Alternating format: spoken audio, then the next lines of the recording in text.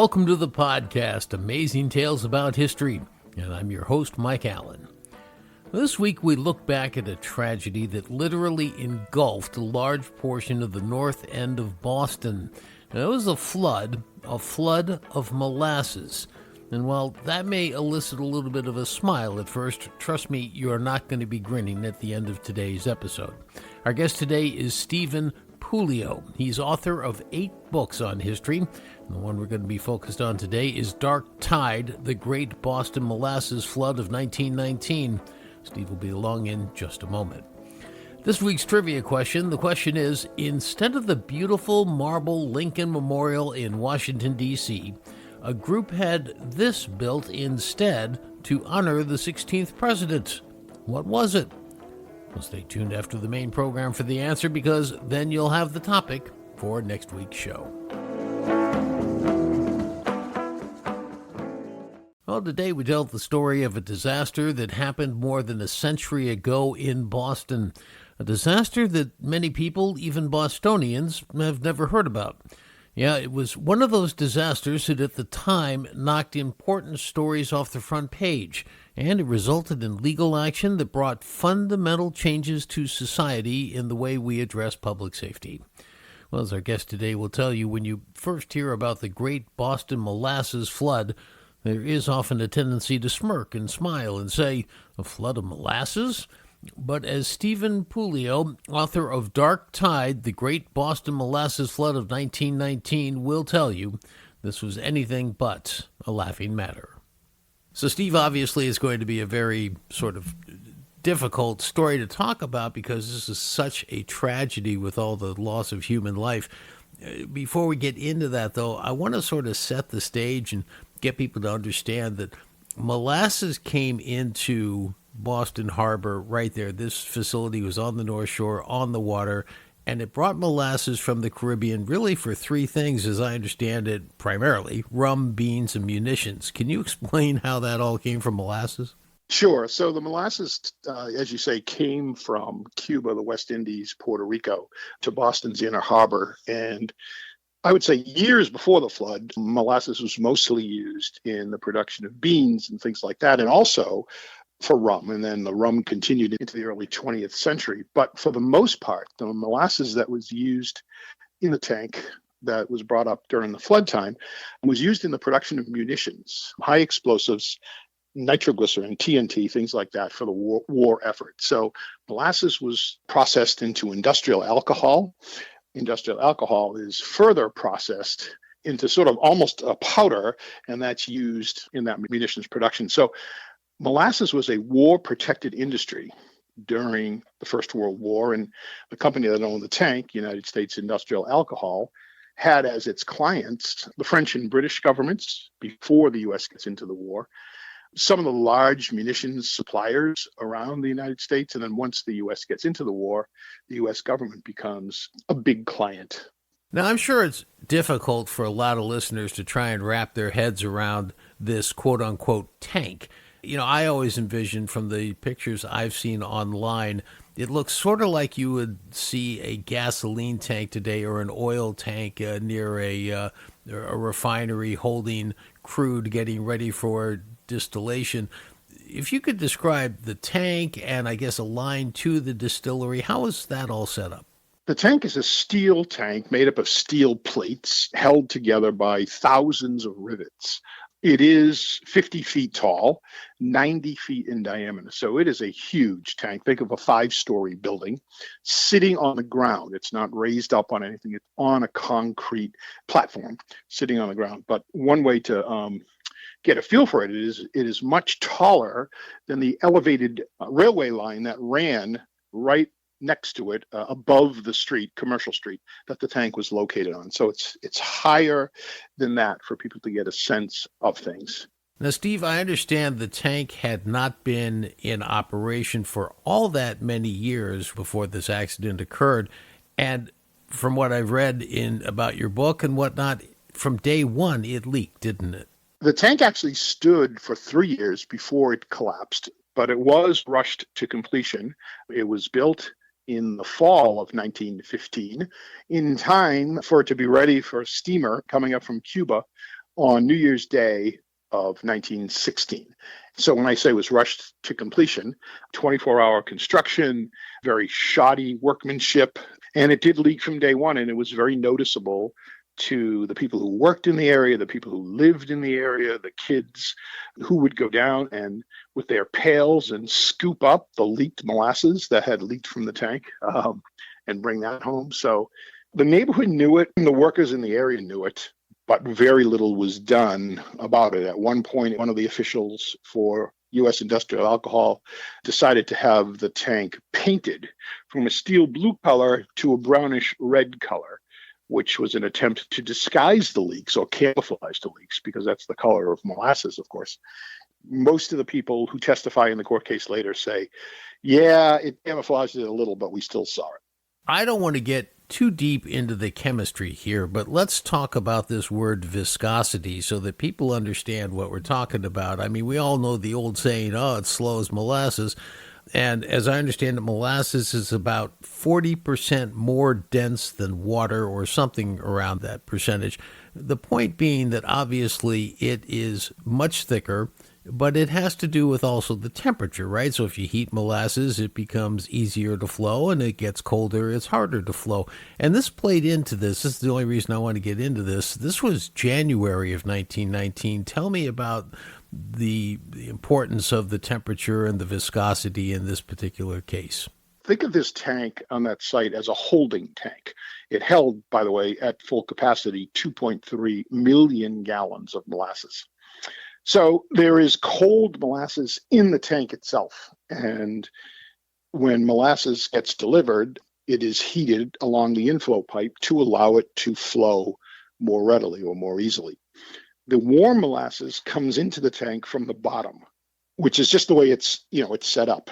So what happens is oftentimes that warm molasses, when it mixes with the cold molasses, produces a fermentation process, a gas process. The tank does have what they call vent pipes, manhole pipes at the top to allow for the release of this gas. Sometimes, though, the cold molasses acted as a tamp, if you will, on the warm molasses, and that's exactly what happened on January 15th.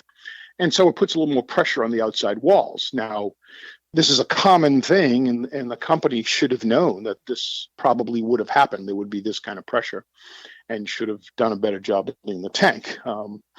But that is kind of how it works. And so if you think of the day itself, it was about a 40-degree day. But 2 days earlier, it had been about 2 degrees in Boston.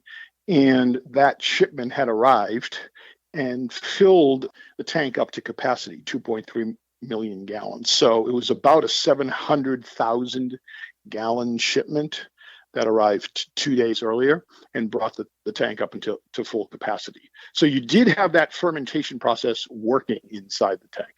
So let's get to January 15th, 1919. This is a Wednesday afternoon.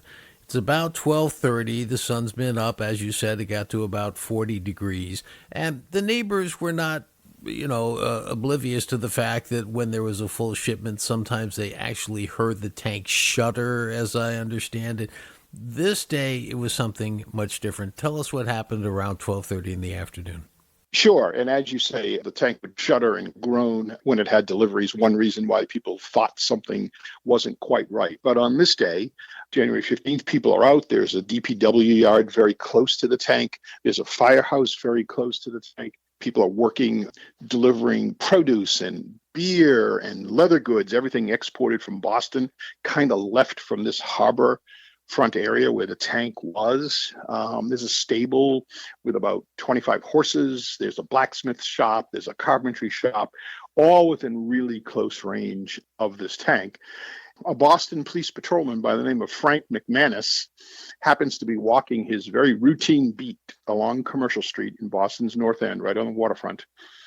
And he is almost literally making a call back to Boston Police Headquarters, just a routine call, when he hears what he describes as a tremendous grumbling, grinding sound and the rat-tat-tat of what sounds like machine gun bullets. And he turns around and he sees that the tank is disgorging its molasses. It is collapsing in front of his eyes. The rat-tat-tat of the thousands of rivets that are pulling away from the tank. And he has the presence of mind to make what I consider one of the most unbelievable calls ever back to Boston Police Headquarters. He says, send all available rescue personnel immediately. There's a wave of molasses coming down Commercial Street. That is the official call. And the molasses came, and it came hard. So that people understand, when you talk about a wave of molasses, this was like a tsunami, right? This thing was 30 feet high, the wave. The phrase, this is as slow as cold molasses in January, does come from the flood, but not this molasses. This molasses came out hard and fast, about 30 to 35 feet high at the outset, about 160 feet wide. And yes, think of this as, as almost like a mini tidal wave. It scoops up everything in its path. It smashes into the firehouse. It smashes into what they call the North End paving yard, which is the DPW yard. It smashes into the stable. It picks up people. It picks up debris and houses and anything that's on the waterfront, wagons, some automobiles, debris, and many of the deaths, 21 killed, 150 people very seriously injured. Many of that was from the debris that's picked up in the wave as it comes barreling out of this tank. Floods by any nature, of course, are devastating. But with water, if you're a decent swimmer and you don't get hit by some debris, you might have a chance of survival. With the molasses, though, it just dragged people into it, didn't it? It dragged people into it. It's very, very difficult to get out of, to extricate yourself from it.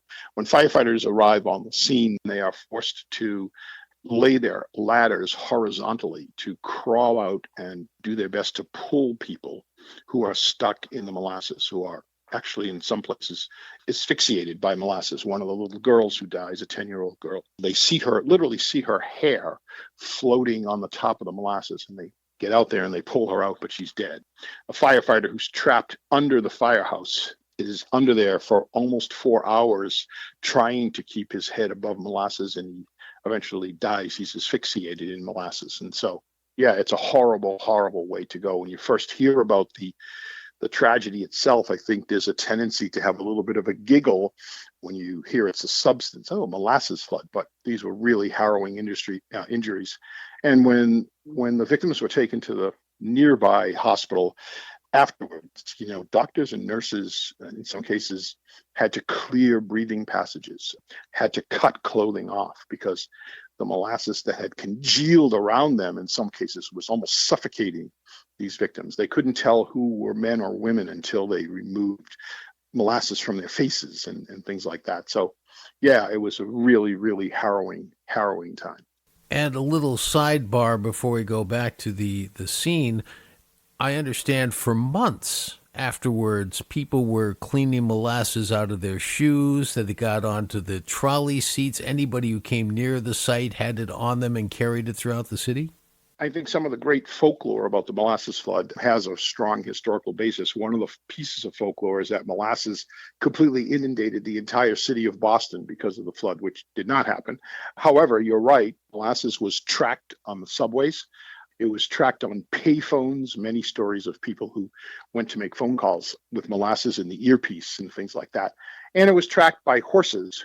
Well, almost like ghosts. There were some reports, as I understand it, for decades that you could still, on very hot days, smell molasses. There's some people today who say you can still smell it. I can report that you can't. I've been down at the site on hot days, cold days, rainy days, windy days. However, you could for a long time afterwards. I think one of the places that gets its accurate legs from is that some of the people who read meters, gas meters for the Boston Gas Company down in the basements of the places across the street, whose basements were completely inundated and filled to the first floor with molasses, of course, said that for decades after, in the 1960s, maybe even the early 70s, they could still smell molasses in those basements because it had permeated the walls of the basements. Now, obviously, we've talked about the human tragedy and casualties. You also had mentioned earlier about the elevated railway that was actually surpassed in height by this tank. What happened to the railway? So the railway connect in Boston, it connected South Station and North Station, ran about every 7 minutes, very, very busy. And so at the moment of the flood, a train had just rounded the corner, just past the tank. And the flood and the steel of the tank severed one of the main support trestles of the railroad, the elevated railroad, and it caused the train that had just gone past to jump the tracks. And a very brave conductor makes his way out of the vestibule and kind of crawls on the tangled wreckage behind him and stops another train really close that would have probably plunged to the street below. Of course, whenever you have a tragedy in the United States today, it's not too long before lawyers are getting involved and we're talking about lawsuits. This one, though, set the standard, didn't it? This was the very first class action lawsuit.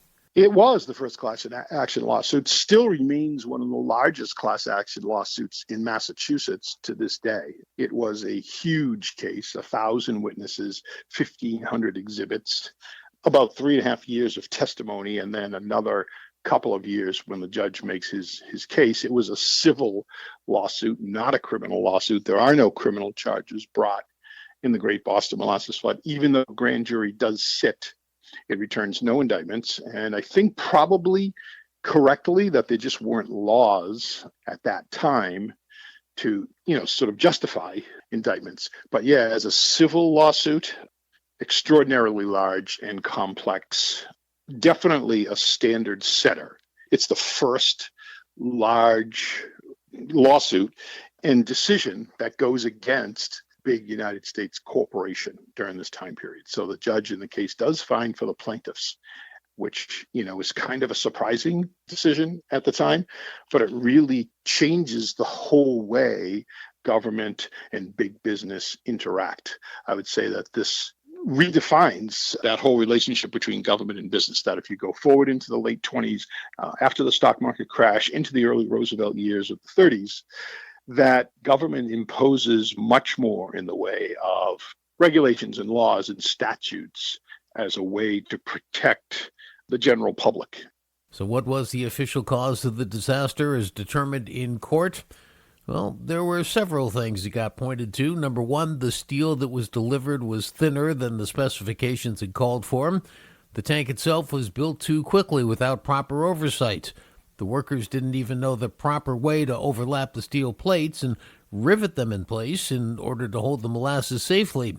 And the tank was supposed to be filled to the top with water to test for leaks.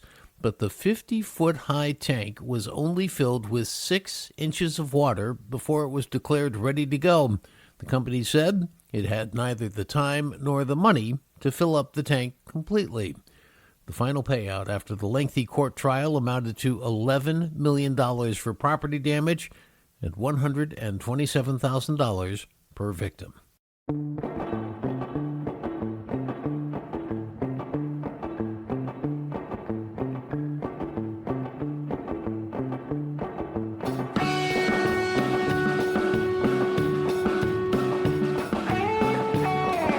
That wraps up this episode of Amazing Tales About History. Now, just to give you a sense of how much molasses we were talking about with this spill, if you're a baker or a chef and have a recipe that calls for a tablespoon of molasses, you would have had 600 million tablespoons with that spill. I want to thank our guest for today's program, Stephen Puleo, super writer and author of 8 great books on history, including Dark Tide, The Great Boston Molasses Flood of 1919. The answer to this week's trivia question: instead of the beautiful marble Lincoln Memorial in Washington, D.C., a group had this built instead to honor the 16th president. What was it? Well, the answer is a highway, the Lincoln Highway.